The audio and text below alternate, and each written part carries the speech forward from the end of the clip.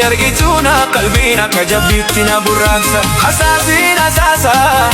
hasaasuma wayyaa yaa bashaadu ani beeku qallooko si argituna qalbiina kajabittina burraaqsa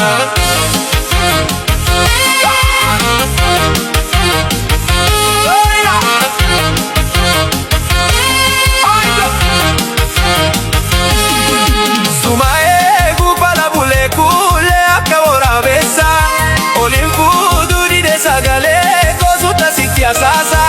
dafi malona daqabi kule sitrakona basa sumae gufala bule kule akawara besa olifudu dide sagale kosuta sitia sasa dafi malona daqabi kule sitrakona basa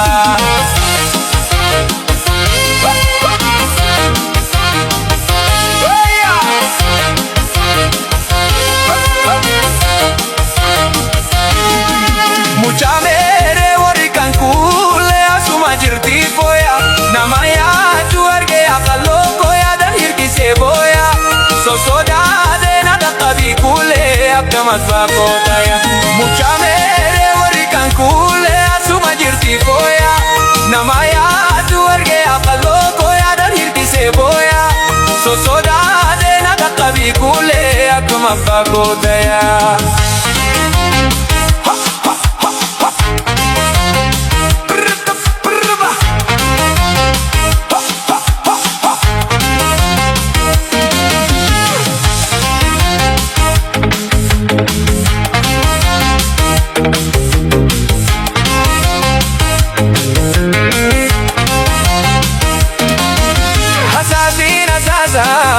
hasasuma wayyaa yaa bashaadu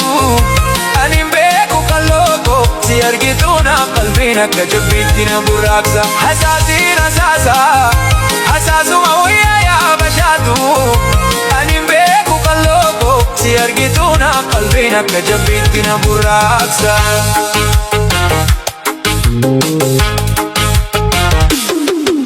nadi kulle kan shurrubbaan tula dugdarra jigeetisu ani beeku damma yaa qallootoo akkatti galeechisu hin dandeenye natti mi'a lukootoo akkamisi haa obsu nadi kulle kan shurrubbaan tula dugdarra jigeetisu ani beeku damma yaa qallootoo akkatti galeechisu hin dandeenye natti mi'a lukootoo akkamisi haa obsu Kalloo kule damana di kule ya marga chape kesa kofaan deemtu yabbatu kalloo toona tusiga keessa asaaseedhaan sitti marakkoo toora mataanaaf keessa Kalloo kule damana di kule ya marga chape kesa kofaan deemtu yabbatu kalloo toona tusiga keessa asaaseedhaan sitti marakkoo toora mataanaaf keessa hasaasin hasaasa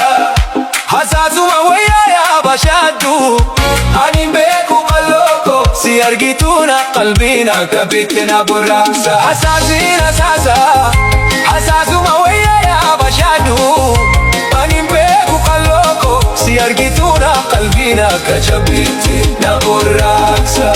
sumae gufala bule kule akka waraabessa olin fuudhu dide sagalee koosuta sitti hasaasa dafi maalona dhaqabi kule sitrakkoona baasa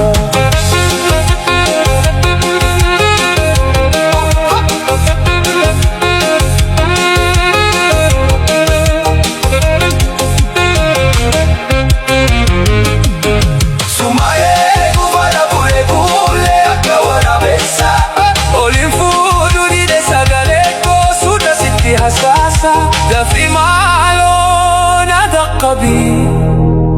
kule sitrakkoona baasa